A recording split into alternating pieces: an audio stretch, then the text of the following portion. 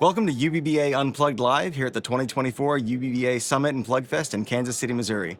Joining me now is Greg McGovern from Black & Veatch. Greg, great to see you. Yeah, great to be here. Looking Great. forward to it. It's been a great event. Absolutely, it absolutely has. So, if you don't mind, maybe share with our listeners how you've seen the industry and your utility clients progress in adopting PLTE from UBBA 2023 to now UBBA 2024. Oh yeah, absolutely. A lot of growth over the last several years. I've been attending the event for about the past 3 years, and I've seen a lot of increases. Increases in adoption or interest. Right. In three categories here: increase in the technology options that are available out there, and increased understanding from our utility clients and really the industry as a whole too.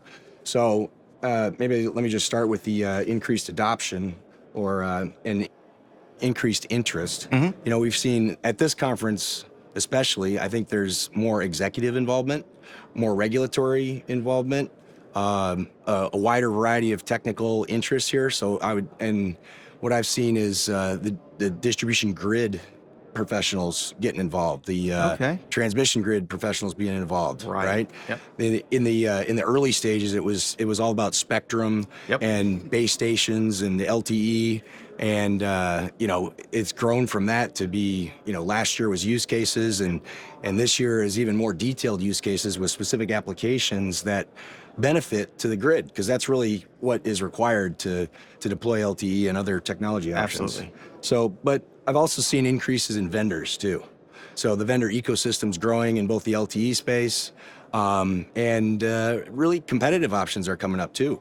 So, and I think UBBA's made that shift from being kind of solely focused on Anterix and LTE, but I think broadening a little bit. There's increased options. I talked a little bit about spectrum. Right. There's increased spectrum options. We've got spectrum representatives here. There are multiple options out there, and they all have pluses, minuses, and it's worth taking the time to understand the different options that are out there, and the effect on the cost of the deployment and the capacity those spectrum options offer. So it's worth taking the time to look at those. I said increased technologies. LTE 5G probably is the preferred and a well-developed technology that can be useful, but maybe not right for every client. There is still some narrowband options out there.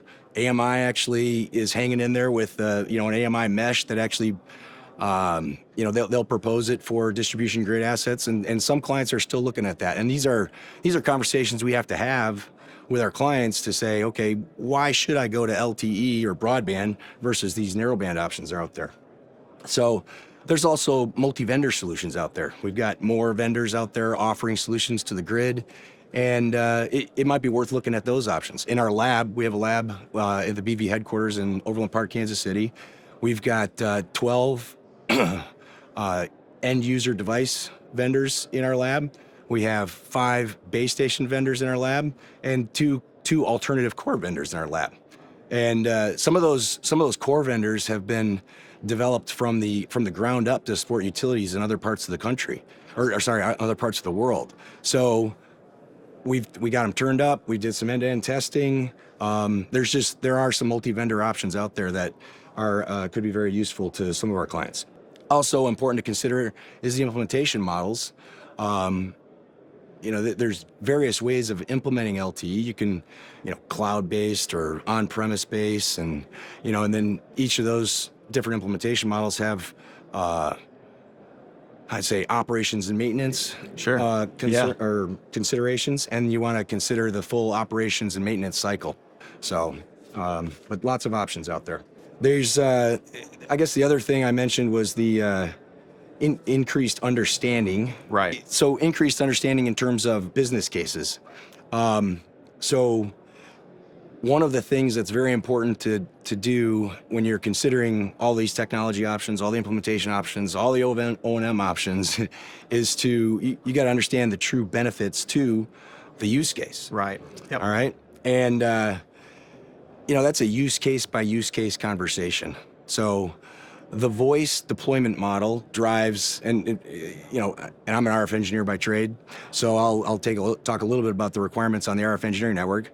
That's a mobile handset at 5 feet with a zero gain antenna, which doesn't help it's a more challenging RF propagation situation, and therefore drives more sites to be deployed, right? And so you gotta look at what the actual requirements. What do I want coverage on with that voice network? Do I need to cover all the rural areas if my operations crews are not going to be driving into those locations? So that's a use case by use case requirements, and that drives a use case by use case cost of a network deployment. Same thing with the spectrum.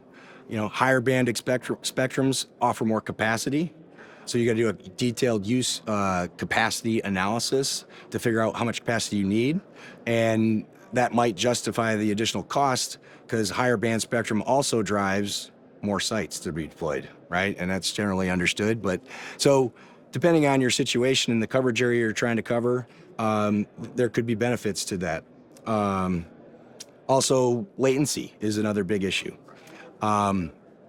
Latency, certain protection relay schemes require very low latency, and a private network can offer benefits on the latency depending on where the core is. In the LTU space, traffic flows from the use case all the way back to a core location and then back to the use case. And if that core location is remotely located, say a cloud installation, that can add to the latency and impact the performance that the use case actually sees. But anyway, I just getting back to my 3 main points, I've seen an increase in interest for sure. UBBA's been growing. That's right. More people That's right. are involved. More vendors are involved. Increased interest in alternative options, other vendors, and I think really increased understanding from our true clients or our true, the use cases, the distribution grid, the transmission grid, the substation grid. They are the ones that are going to benefit from this technology, and they're the ones that ultimately need to see the value in it. So. Well, you know what they say, variety is the spice of life. Yes, and it can't be a one-size-fits-all kind of solution for everybody. So that's great.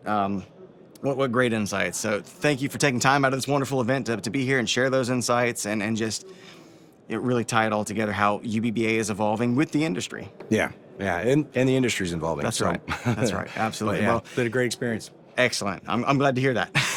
That's going to do it for this installment of UBBA Unplugged Live from the 2024 UBBA Summit Plugfest.